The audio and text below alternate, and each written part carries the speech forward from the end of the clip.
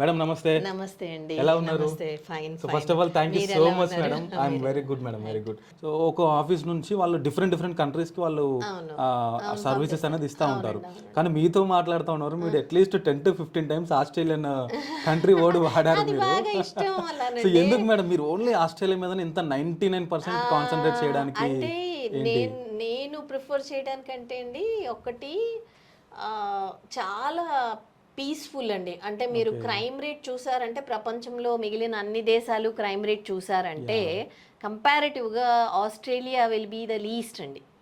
అంటే మీరు crime rate చూస్తే అది US, Canada, Europe and Australia చూస్తే ఒకటి క్రైమ్ రేట్, రెండు ఇప్పుడు మనకి భారతదేశంలో ఎండ లేకుండా బ్రతకడం ఎవరికి తెలియదండి. అంటే సరిపడా ఎండ, సరిపడా చలి అన్నీ సరిపడా ఉంటే ఒక మనిషి బయట ప్లాట్ఫామ్ మీద పడుకోవాల్సి వచ్చినా ప్రాణం పోదు. సో ఆస్ట్రేలియా ఎలా ఉంటుందంటే మన క్లైమేట్కి చాలా దగ్గరగా, చాలా ప్లెజెంట్గా, అంటే లెట్స్ సే ఒక 20-30 years బ్యాక్ హైదరాబాద్ లాగా ఇంకా చల్లగా ఆహ్లాదకరంగా. సో ఆస్ట్రేలియా అంటే ఎటువంటి ఎలర్జీస్ ఉన్నోళ్ళైనా, పిల్లలు కొంచెం వీక్ కాన్స్టిట్యూషన్ ఉన్నా అండ్ మోర్ ఓవర్ పేరెంట్స్ని చూడటానికి రావాలన్నా కూడా it's an 8 or 10 hour journey. Australian syllabus every 3 years upgrade అయిందండి. ఎవ్రీ 3 years అంటే ఈ మనిషి డిగ్రీ పూర్తి చేసే టైంకి ఫస్ట్ ఇయర్లో అడ్మిట్ అయిన అబ్బాయికి సిలబస్ అప్గ్రేడెడ్ వస్తుంది. సో ఏ కంపెనీలో అంటే మనకి అక్కడ సెటిల్ అవను అన్నోళ్ళు కూడా అక్కడ చదవడం అడ్వైజబుల్. ఎందుకంటే ఇండియా వాపస్ వస్తే వాళ్ళు అడ్వాన్స్డ్ ఉంటారు మిగిలిన స్టూడెంట్స్ మీద. ఎందుకు అంటే ఇప్పుడు సపోజింగ్ లెట్సే మన ఫోన్స్ ఎగ్జాంపుల్ తీసుకోండి. మనము 10 years 15 years బ్యాక్ ఫోన్ ఇప్పటికి ఎంత వాస్ట్ డిఫరెన్స్. అండ్ ఫోన్స్ వదిలేస్తే ఇప్పుడు 3 years బ్యాక్ ఫోన్కి ఇప్పటికి చూడండి పోనీ. అంటే ఈ రకంగా not only phone, I'm talking about cars, I'm talking about EV was not there 5 years back. Electronic vehicles were not there. Currently EVs are there. I'm talking about number of things in the society which were not there 3 years back. Solar energy ఇంత driven ఉండకుండే solar energy ఇప్పుడు అందరూ prefer చేస్తున్నారు. And all countries are running. అంటే we're the second largest, first largest solar energy. అంటే renewable energies, environment friendly bags. మనకి ఇదివరకు అంతా పాలిథిన్, ఇప్పుడు డిసింటిగ్రేటెడ్, బయోడిగ్రేడబుల్. అంటే everything society is changing at a very very fast pace. And children also have very high level of intelligence. అంటే మనం నేర్పిస్తే ఏదైనా నేర్చుకునేలా ఉంది ఇప్పుడు తరం. సో అటువంటి వాళ్ళకి మనం అడ్వాన్స్డ్ ఎడ్యుకేషన్ ఇస్తే వాళ్ళు వచ్చి ఏ కంపెనీలోకి వెళ్ళినా, సపోజింగ్ ఒక 2 పిల్లలు ఉన్నారండి, ఒకళ్ళు ఇక్కడ ఇంజనీరింగ్ చదివారు, ఒకళ్ళు అక్కడ చదివారు, ఇద్దరు ఇంటర్వ్యూకి వెళ్తే I'm very confident that the child from Australia will answer better then the child from India. Both are same IQ. ఇద్దరికి అంతే తెలివి ఉండొచ్చు.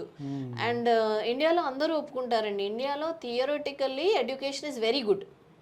అందుకే ఇక్కడ వెళ్ళిన వాళ్ళు అక్కడ ఈజీగా చదివేస్తారు. కానీ ప్రాక్టికల్ ఎడ్యుకేషన్ మాత్రం అక్కడ. ఇప్పుడు మాకు ఇక్కడ అసైన్మెంట్స్ ఉంటాయి, ప్రతిదానికి దేర్ ఈస్ అన్ అసైన్మెంట్. అంటే how do you do the assignment and then it's a practical implementation of the subject learned అనమాట. మన దగ్గర సబ్జెక్ట్ లెర్నింగ్ దాన్ని అగైన్ రిటైన్ చేసుకొని దాన్ని రీప్రొడ్యూస్ చేయాలి పేపర్ మీద. That's more important in India. That is one facet of education. అది కూడా ఉండాలి. దానివల్ల Indians have a lot of memory. So if you look at ఇప్పుడు మనకి వేద పండితులు వీళ్ళందరికీ చాలా హై బ్రెయిన్ ఉంటుందంటారండి. ఎందుకంటే వాళ్ళు రోజు మెమరైజ్ చేస్తూ ఉంటారు. By rote they'll be talking and they'll be reading. That's their primary objective. So బేసికల్గా మనకి అది ఒక ఫ్యాసెట్. సెకండ్ ఫ్యాసెట్ ఏంటంటే దాని ప్రాక్టికల్ ఇంప్లిమెంటేషన్ కూడా రావాలి.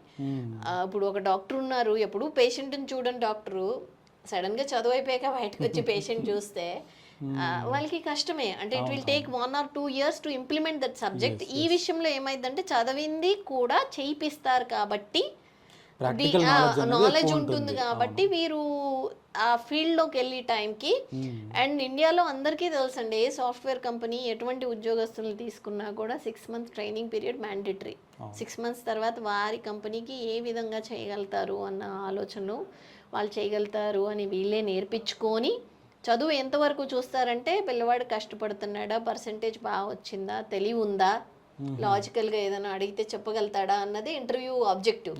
వారి కంపెనీలో ఉన్న పని చేయగలుగుతాడా అన్నది అసలు ఎవరు మన దగ్గర ఉన్న ఏ కంపెనీ అసెస్ చేయదండి. ఎందుకంటే మన academics is very distance from the company what the company is regularly doing అనమాట. So that's the primary thing to remember అనమాట. అంటే మనం 4 సంవత్సరాలు చదివాము అంటే ఆ సమయాన్ని సద్వినియోగపరిచామా లేదా, ఆ సమయంలో మన పిల్లలు బాగా నేర్చుకున్నారా లేదా, నేర్చుకున్నది వారి జీవితానికి ఎంతో ఉపయోగపడుతుంది. మాస్టర్స్కి వెళ్ళే స్టూడెంట్స్ ఇక్కడ బ్యాచిలర్స్ కంప్లీట్ చేసి మాస్టర్స్కి వెళ్ళే స్టూడెంట్స్, అంటే మాస్టర్స్ అనగానే గుర్తొచ్చేటువంటిది ఇంజనీరింగ్ స్ట్రీమ్. సో ఇక్కడ మా ఇంజనీరింగ్లో ఏదో బీటెక్ ఈసీనో సిఎస్సీనో చేయాలి, అక్కడికి వెళ్ళి మాస్టర్స్లో ఇంకేదైనా కంప్యూటర్ కోర్స్ తీసుకొని అట్లా సెటిల్ అవ్వాలనుకుంటారు. సో కానీ చాలా వరకు సో చాలా వరకు ఇప్పుడు ఫార్మసీ స్టూడెంట్స్ కూడా ముందుకు వస్తూ ఉన్నారు. సో మెడికల్ బ్యాక్గ్రౌండ్ ఫార్మ్డీకి కానీ M pharmacy, pharmaceutical sciences, so ఇట్లా కూడా వస్తూ ఉన్నారు. సో వీళ్ళకి ఎట్లా సజెషన్స్ ఇస్తారు మేడం మీరు? లేదు, వీళ్ళకి కూడా they can do masters in any foreign country అండి. కాకపోతే it might be a little costlier than the regular computer science. So we can send them for masters in anything related to pharma. Health sciences చదవచ్చు, they can go for health sciences. Actually to be very frank, ఆస్ట్రేలియాలో health sciences చదివిన వారికి engineers కన్నా they earn more, double or triple. కానీ మన వాళ్ళు ఎవరు కూడా అటువైపు అసలు ఆలోచించరు, because they want become a doctor. I'm talking about health sciences అంటే న్యూట్రిషనిస్ట్, డైటీషనిస్ట్, public health officer. I'm talking about such kind of things. So basic you're talking about MBBS and MD అంటే మేము అది కూడా అడ్మిషన్స్ ఫారిన్ కంట్రీస్లో చేస్తాము, but it is not for Australia, because Australia is way costlier than India.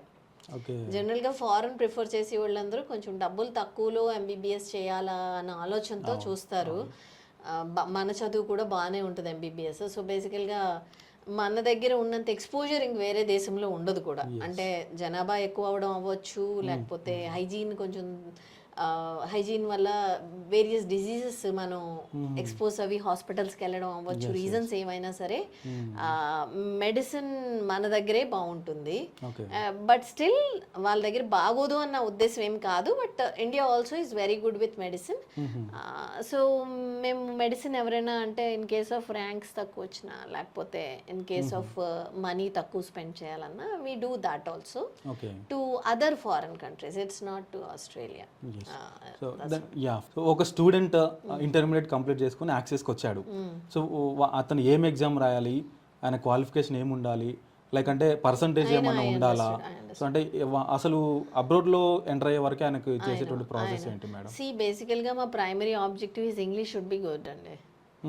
But in intermediate his English should be very very good, and it's not about writing the examination also, but we do look at what is his English levels. కానీ 1 year time ఉంటుందండి వీళ్ళ దగ్గర. So English కొద్దిగా యావరేజ్గా వచ్చిన వాళ్ళు కూడా they will improve their language. So మనకి ఏమీ నీట్లు లేకపోతే ఎంసెట్లు ఇటువంటి ఎంట్రన్సెస్ ఏమీ ఫారిన్ కాలేజెస్కి ఏం సంబంధం లేదు. They need the intermediate certificate. We look at somewhere around 60 to 70% kind of thing. But then for us we will talk with the child, we will assess the child for their English. దాన్ని బట్టి ఆలోచించి అప్పుడప్పుడు ఈ మాత్రం కూడా రాని వాళ్ళు ఈ సిలబస్ చదవడం కొంచెం కష్టపడతారు. But then if it's ICSE CBSE ఇంకా తక్కువ వచ్చినా పర్వాలేదు. So it depends case to case. That I cannot give you specific entrance examination అటువంటిది అయితే లేదు. ఇంకొక డౌట్ మేడం, అంటే నాకు డౌట్స్ వస్తా ఉన్నాయి బేసిక్గా కూడా. సో ఇప్పుడు 1 year ఇక్కడ చదవచ్చు అని చెప్పారు కదా. సో ఆ 1 yearలో స్టూడెంట్స్కి ఏమేమి నేర్పిస్తారు? అంటే ఇండియాలో చదివినట్లు డిగ్రీ అలాగే ఉంటుందా మీ దగ్గర? లేదు ఆ 1 yearలో ఆస్ట్రేలియాలో వెళ్ళి ఎట్లా ఉండాలనేటువంటి దానికి ఇంకేమైనా స్పెషల్ ట్రైనింగ్స్ లాంటివి? లేదండి, అంటే ముందుగా మీకు చెప్పినట్టు 1 yearలో చెప్పేది 3 points వీ కెన్ సే అండి. ఒకటి ఇంగ్లీష్ కవర్ చేస్తాము, IELTS, PT, what ever English examination. 2 Australian syllabus first year syllabus cover చేస్తాము. అండ్ 3 మీరు అన్నది చూడండి ఓరియంటేషన్, అంటే ఆస్ట్రేలియా వెళ్తే ఎలా ఉంటుంది ఏంటి, లేకపోతే ఏ ఫారిన్ కంట్రీ ఉంటే ఎలా ఉంటుంది ఏంటి, పరిస్థితులు ఏంటి, how to search for a job, ఇలాంటి అప్పుడప్పుడు ఓరియంటేషన్ క్లాసెస్ జరుగుతాయి అంతే. But otherwise there is nothing. Will be done by 1 year. Okay. So access కాకుండా ఇంకా బయట 99 ఇన్స్టిట్యూట్స్ చాలా ఉన్నాయి. సో అవన్నీ కాదని యాక్సెస్ని ఒక స్టూడెంట్స్ ఎందుకు చూస్ చేసుకోవాలనేది? సో బేసికల్గా ఒకటి ఏంటంటే ఫారిన్ కంట్రీలో హ్యాండ్ హోల్డింగ్ ఉన్నది అన్నది ప్రైమరీలీ ఇంపార్టెంట్. అంటే వెళ్ళిన తర్వాత we will always be there as a guiding force. అది కాకుండా మీరు చెప్పేవంతా మీరు మాట్లాడేవన్నీ consultants. Okay okay, they are not a college. అంటే ఎవరు కూడా కాలేజ్ రన్ చేయట్లేదు. నేను రన్ చేసేది కాలేజ్. ఓకే ఫిజికల్గా క్లాసెస్లో నా స్టూడెంట్స్ కూర్చుంటారు 9 to 4. They will be sitting in the class room and they will be studying here that 1 year. And second ఇయర్లో they will go. We're entirely different అండి. ఇప్పుడు మెడిసిన్ అనండి, మీరు మాస్టర్స్ అనండి, వీటికైతే కన్సల్టెంట్స్ చేసేది నేను చేసేది ఒకటే. కానీ బ్యాచిలర్స్ డిగ్రీ అండ్ బీటెక్ అంటే I'm quite different. I have a own college which I'm running. And వీళ్ళు ఇక్కడ 1 year చదవడం వల్ల కంప్లీట్ ఓరియంటేషన్, అంటే వీళ్ళకి ఫారెన్ సిలబస్ ఏంటి, ఎలా చేయాలి, హోంవర్క్స్ ఎలా చేయాలి, అసైన్మెంట్స్ ఎలా చేయాలి, ఏది ఎలా చేస్తే we'll get good, we can go forward very nicely, or ఏది ఎలా చేస్తే వీల్ పాస్ అన్నది ఉంటుందన్నమాట. And I would like to end this conversation with one thing and మనకి యావరేజ్ స్టూడెంట్స్ కూడా ఎక్సెల్ అవుతారు. Excellent students they will be very happy. Why is ఎప్పుడు exam అప్పుడే. అంటే దేర్ ఆర్ 21 యూనిట్స్. ఒక యూనిట్ చదువుతారు, ఒక అసైన్మెంట్ చేస్తారు. Assignment is nothing but an examination. And then at the end of the year ఈ ఫస్ట్ యూనిట్ గురించి మీరు మళ్ళీ చదవాల్సిన అవసరం లేదు, రివిజన్ అవసరం లేదు. So average student also will score very nicely. And intelligent స్టూడెంట్స్కి ఏమో సిలబస్ చాలా అడ్వాన్స్డ్ ఉంటుంది కాబట్టి దే విల్ ఎంజాయ్ ఇట్ అనమాట. Okay so it's good for both of them. Okay, thank you so much madam. So నమస్తే. నిజంగా మీరు చెప్తా ఉంటే నాకు ఆస్ట్రేలియా వెళ్ళాలనిపిస్తా ఉంది. సో అంతా ఇన్ డీటెయిల్ గా చెప్తా ఉన్నారు. అక్కడ ఉన్నటువంటి ఆపర్చునిటీస్ కానీ, లైఫ్ స్టైల్ కానీ అంతా కూడా చాలా ఇన్ డీటెయిల్ గా. Sure madam, sure. సో అంటే తక్కువ టైం ఉన్నా కూడా, అంటే మనము టోటల్ గా డిస్కస్ చేయలేకపోయినా మేజర్ పాయింట్స్ అన్ని కూడా మీరు కవర్ చేశారు. మీరు యూర్ దేర్ వెల్కమ్. అండ్ ఇంకేమైనా డౌట్స్ ఉంటే they can come down to the institute and ask me and will clarify. చూసారు కదా, ఇది మరి యాక్సెస్ సిఓఓ భారతి గారు చెప్తున్నటువంటి విషయాలు.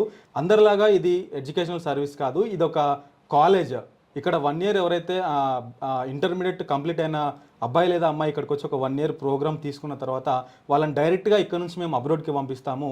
అయితే ఆ 1 yearలో ఏంటి అని అంటే, అబ్రోడ్కి వెళ్ళిన తర్వాత అక్కడ ఎట్లా ఉండాలి, పిఆర్ ఏంటి, స్టడీస్ ఏంటి, సో వాళ్ళ లైఫ్ స్టైల్ ఎట్లా ఉండాలి, పార్ట్ టైం ఎట్లా చేసుకోవాలి, సో వాటితో పాటుగా స్టడీస్లో ఎట్లా ఎక్సెల్ అవ్వాలి, ఇట్లాంటి ఈ కోర్సెస్ అన్ని కూడా వాళ్ళకి ఇక్కడ ట్రైన్ చేసి వాళ్ళని అబ్రోడ్కి పంపిస్తూ ఉన్నామని చెప్పేసి వారు చెప్తా ఉన్నారు. వారు సో అంత మాత్రమే కాకుండా ఈ కాలేజ్ ఆస్ట్రేలియాలో ఒక 18 సంవత్సరాల క్రితం నుంచి కూడా వారు రన్ చేస్తూ ఉన్నారు. సో కాబట్టి అపార అనుభవజ్ఞం గలవారు. అదేవిధంగా ఆస్ట్రేలియాలో కూడా వాళ్ళకి గవర్నమెంట్స్తో కూడా వారికి మంచి మంచి సంబంధాలు కూడా ఉన్నాయి. కాబట్టి ఖచ్చితంగా యాక్సెస్ గురించి తెలుసుకోవాలనుకుంటే, అయితే వాస్తవానికి కూడా ఇప్పుడున్న ఈ కొంత టైంలో చాలా వరకు కూడా మీకు ఇంకా డౌట్స్ ఉండొచ్చు.